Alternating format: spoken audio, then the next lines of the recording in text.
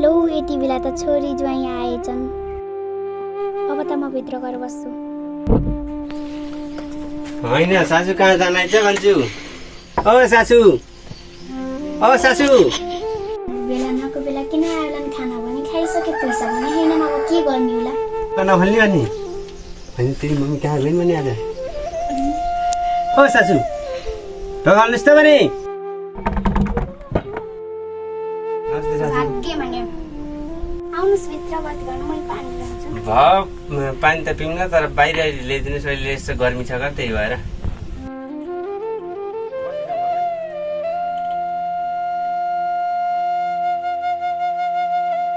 पानी मात्र खाएर गए नि हुन्थ्यो नि।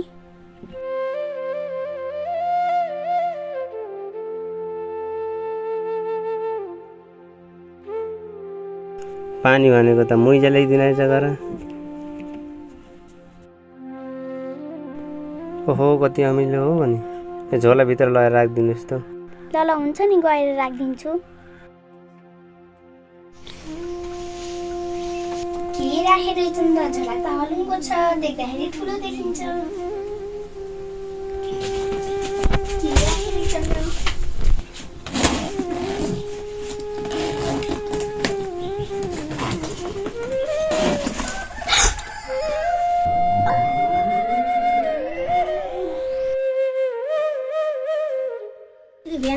नमस्ते। के भने भाइ कहाँ गएर आयो त? स्कुल। ए हो र।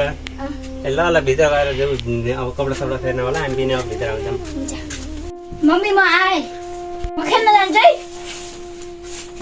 स्कुलबाट आउँदा बित्तिकै खेल्न जानु पर्यो। भोलि आएर परीक्षा सुरु पर्न भनी छैन? अहिले म त खेल्न गएँ।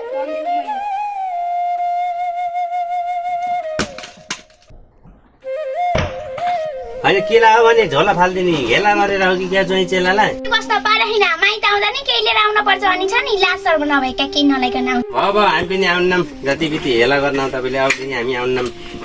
हिँड घर पनि हुन्छ, यहाँ कोही बस्यो भने हुन। जाऊ जाऊ जाऊ।